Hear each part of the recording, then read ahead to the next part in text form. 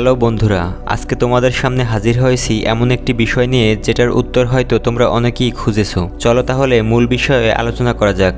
ছোটবেলায় অথবা জীবনের কোনো না কোনো এক মুহূর্তে সুপারম্যান হতে চায়নি এমন লোক খুঁজে পাওয়া যাবে না। আমরা সবাই সুপারম্যানকে দেখে মুগ্ধ হতাম, তার গতি, শারীরিক শক্তি, উড়ার ক্ষমতা আর সেই চোখ ধাঁধানো হিট ভিশন। সবাই নিজেকে সুপারম্যানের জায়গায় কল্পনা করতাম এবং ভাবতাম উড়ে কোথায় কোথায় যাওয়া যায়।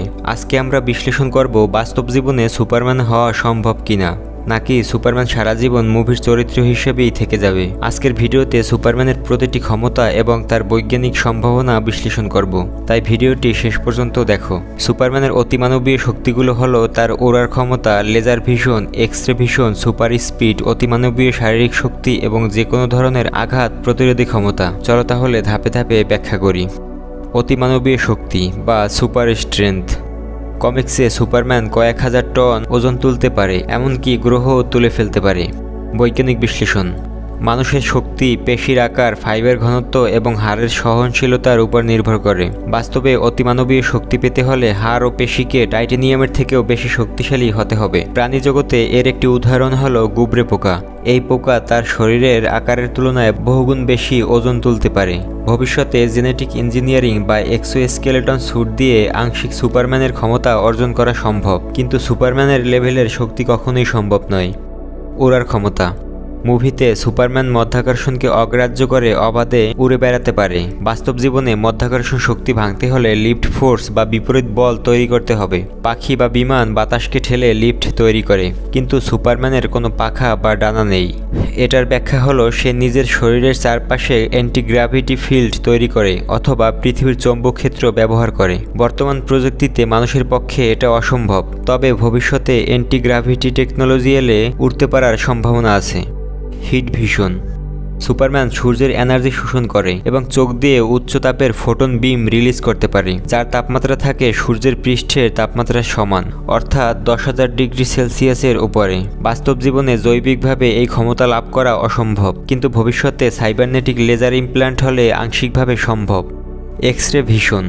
মুভি বা কমিক্সে সুপারম্যান দেয়ালের অপর পাশে বা মানুষের ভেতরের সবকিছু দেখতে পারে, আর এটা সুপারম্যান এক্স-রে ভিশনের মাধ্যমে করে থাকে। এক্স-রে হলো উচ্চ শক্তির তড়িৎচুম্বক তরঙ্গ, যা বস্তু ভেদ করতে পারে। সুপারম্যানের মতো এই ক্ষমতা অর্জনের জন্য মাল্টিস্পেকট্রাল সেন্সর ও ব্রেইন প্রসেসিং দরকার, যাতে প্রাপ্ত এক্স-রে ইমেজ ভিজুয়াল ফর্মে রূপান্তরিত হয়। কিন্তু সাধারণ মানুষের চোখে এক্স-রে শনাক্তকারী সেন্সর নেই। তবে ভবিষ্যতে সাইবার ইমপ্ল্যান্টেড সেন্সর প্রযুক্তি দিয়ে সম্ভব, কিন্তু প্রাকৃতিকভাবে নয়। Super speed. কমিক্সে সুপারম্যান আলোর গতির কাছাকাছি গতিতে উঠতে পারে, বৈজ্ঞানিকভাবে যেটা সম্ভব নয়। মানুষের পেশি, হৃৎপিণ্ড ও ফুসফুস এত গতির জন্য ডিজাইন করা হয়নি।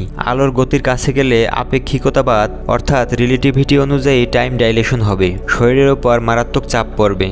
ভবিষ্যতে প্রযুক্তি উন্নত হলেও মানুষের পক্ষে এরকম গতি অর্জন করা সম্ভব নয়, কারণ এতে শরীরের পরমাণুর গঠনই ভেঙে যাবে। ইনভালনারেবিলিটি। কমিক্সে দেখা যায় গুলি, বিস্ফোরণ, এমনকি নিউক্লিয়ার বিস্ফোরণেও সুপারম্যানের কিছু হয় না। বিজ্ঞানে এমন সুরক্ষার জন্য দরকার প্রায় অবিনাশী অনুকাঠামো। হয়তো ক্রিপ্টোনিয়ান বায়োলজিতে আল্ট্রাডেন্স মলিকিউলার বন্ড আছে, মানুষের ক্ষেত্রে এটা সম্ভব নয়। তবে ফিউচারে ন্যানো আর্মার স্যুট দিয়ে সুপারম্যানের কিছুটা কাছাকাছি যাওয়া যেতে পারে। পরিশেষে বলা যায়, বিজ্ঞানের দৃষ্টিতে দেখতে গেলে সুপারম্যানের বেশিরভাগ ক্ষমতা এখনও মানব জীববিদ্যা ও প্রযুক্তির বাইরে। কিছু ক্ষমতা সাইবারনেটিক ইমপ্ল্যান্ট বা ফিউচার টেকনোলজি দিয়ে আংশিকভাবে সম্ভব হতে পারে, কিন্তু পূর্ণ সুপারম্যান হওয়া অন্তত এখনকার মানবজাতির জন্য অসম্ভব। তবে বিজ্ঞান সবসময় এগিয়ে চলেছে, হয়তো একদিন আমাদের মধ্যেই জন্ম নেবে বাস্তবের ম্যান অফ স্টিল। তুমি কি মনে করো, যদি কোনো একদিন বাস্তব সুপারম্যান তৈরি হয়, সে কি মানবজাতির জন্য আশীর্বাদ নাকি ভয়ঙ্কর অভিশাপ হবে? কমেন্টে তোমার মতামত জানাও, আর ভিডিওটি ভালো লাগলে সুপার হিরো ডিকোড চ্যানেলটি সাবস্ক্রাইব করতে ভুলো না।